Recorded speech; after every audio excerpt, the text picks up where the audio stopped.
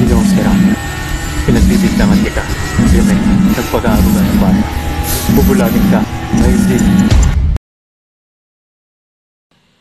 Ipasok si Mang Serapio!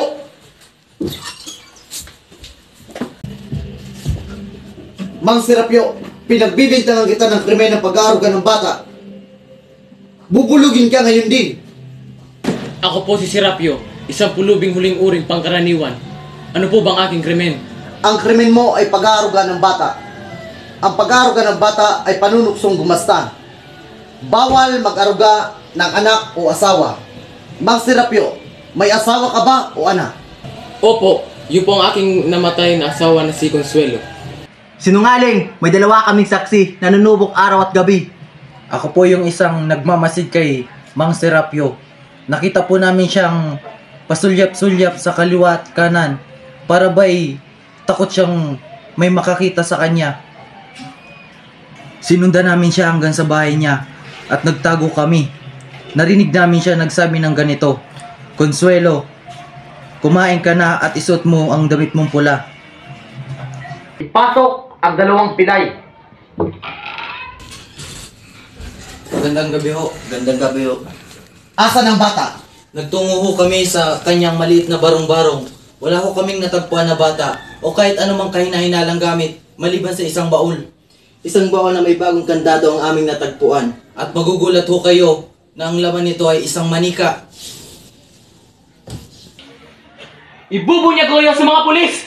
Ibubunyag ko ang pagmamalupit nyo at pagdarain nyo sa mga madla! Ibubunyag ko ang mga pagmamalupit nyo at pagpapabayas sa mga matandang kasapi ng mga federasyon! Ibubunyag ko ang federasyon na ito sa mga pulis! Ito ba ang pinagagastan mo ng pera sa federasyon? Wag! Wag yan! Hindi! Ibalik yan sa akin! Akin na to! Bawa kayo! Hindi! Wag! Umupo ka! Wag! Ginoong Serapio, pinagbibintangan kita ng krimen ng pag-aaruga ng bata. Bubulagin ka, ngayon din. Go!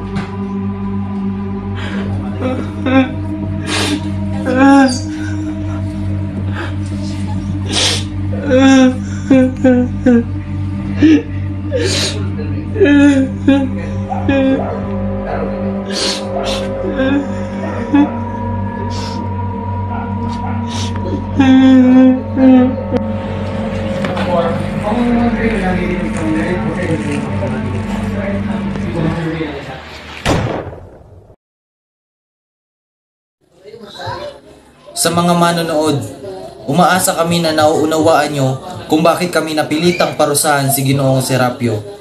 Tinuturuan niya ang mga kasaping magkaroon ng haraya ng mga pangarap na di naman matutupad at dadagdag lamang sa kanilang lumbay. Ang mga ginawa niya ay nakasisira ng mga kasapi ng itong federasyon. Tinutulungan lang namin sila ng parusahan namin si Ginoong Serapio. Sinusunod lang namin ang mga batas nitong federasyon. Ang anumang federasyon ay nangangailangan ng kaayusan ng mga batas.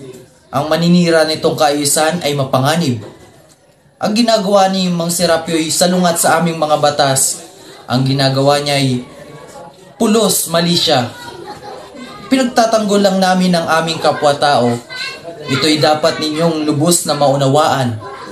Lubos na maunawaan.